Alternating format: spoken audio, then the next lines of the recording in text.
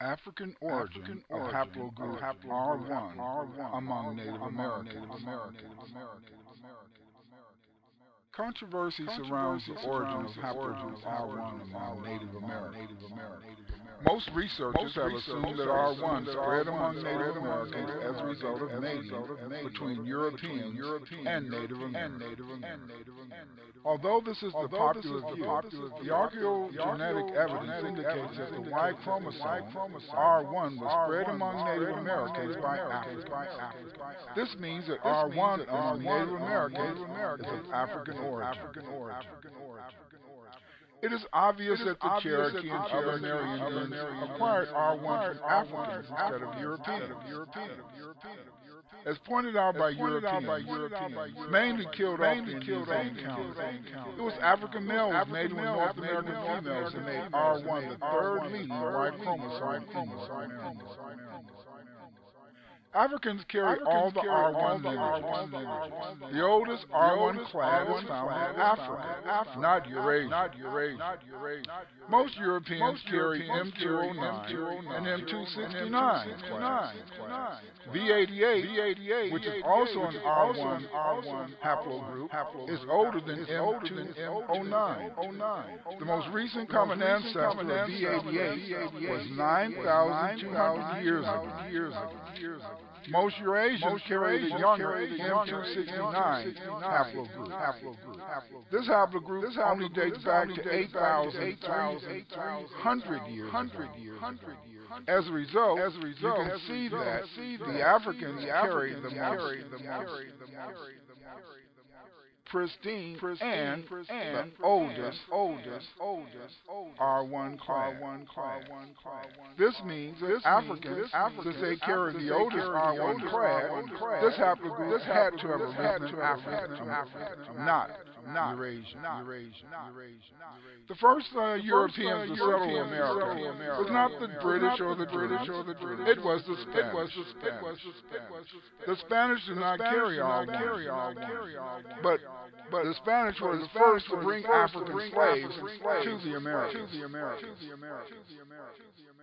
In 1501, African Maroons ran the Spanish out of the Carolinas. Other Maroons ran the Spanish out of Florida. This put Africans carrying R1 in North America years before, over 100 years before Western Europeans, British, French, etc., who carry R1 began to murder the Native Americans. This meant that the Africans from the Carolinas down to Florida had over 100 years to mate with Native Americans. This direction of Native American and European interaction is best illustrated by the numerous wars these populations were engaged in, and popular European cultural subcultures which promoted separation of the races and racism directed at Native Americans. This racism was not conducive to furthering Native American and European American intermarriage. Whereas the history of European, American, and Native American contact did not favor widespread mating between these populations, there's a long history of intimate contact between Native Americans and Sub-Saharan Africans in the United States since 1501. There were no Western Eurasians in North America until the founding of Jamestown and New Amsterdam. This was 100 years after the Maroons had established towns in the Carolinas and Florida. This suggests that the trajectory for the spread of RM173 among Native Americans was via African males. It is likely that Sub-Saharan African males are responsible for the introduction of RM173 among Native populations in the southeastern and northeastern parts of the United States. Native Americans carry a high frequency of RM173. The most predominant Y chromosome in North America is RM173. RM173 is found only in the northeastern United States, along with mitochondrial DNA haplogroup X, which accounts for 25% of Native Americans. Both haplogroups are found in Africa. These same haplogroups, R1 and haplogroup X, are rare in Siberia. There are varying frequencies of Y chromosome M173 in Africa and Eurasia, whereas only between 8% and 10% of M173 is carried by Eurasia. 8% of the carriers of this Y chromosome are found in Africa. African and Native Americans came in contact during the European conquest of America. Thousands of sub-Saharan African males ran away from the plantations to Indian territory. After the Western Europeans came, where they founded many maroon societies that lived on tribal. These runaway slaves held extensive landholdings in Florida and in Nova Scotia, near Halifax, in the American slave period. There were so many sub-Saharan Africans among the Iroquois and other northeastern American tribes that in 1776, 1764, and 1765, the governor of colonial New York exacted a promise from the Delaware, Huron, and Iroquois Confederation to return runaway slaves.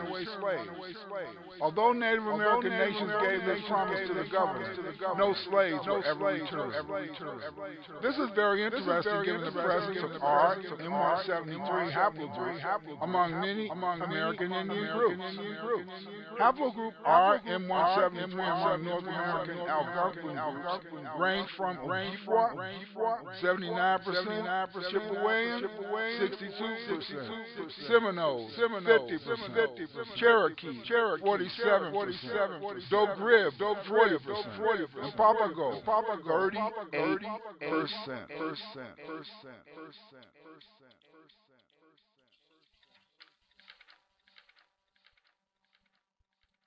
So as you can see, these Native American groups carried much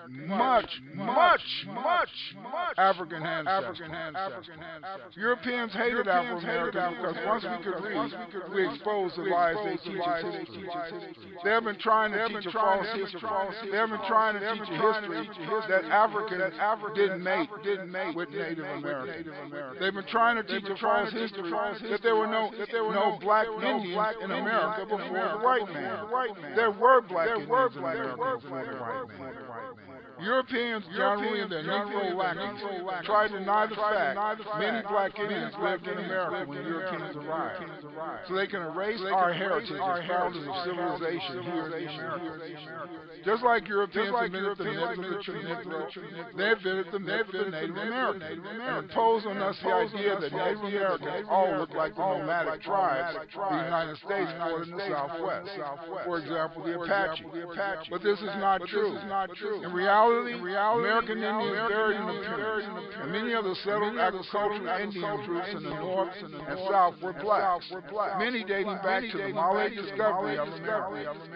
It is sad that many of our grandparents died without telling us our heritage. My wife's mother came from Alabama and her father from Georgia. Both of my parents came from Mississippi. My wife's grandfather was Cherokee, and her great-grandmother on her mother's side was an Indian who could not speak English. My mother told us that we were part Choctaw. Back at DuSable High School in Chicago in 1968, I did a survey and found that 60% of the students in my senior class were part Indian. When Gates did his special on celebrity Afro-American DNA, he was surprised that many of the light-skinned people who thought they had Indian heritage did not, while Oprah who was dark, did. If he would have known that R1 was probably spread among North American Indians by Africans, he would have been able to fully illuminate us on the heritage of African Americans and their relationship with American Indians. Sadly, establishment Afro-Americans lack the ability to think for themselves, and as a result, allow other outsiders to define us. Yes, we are an African people, but we are Native American people.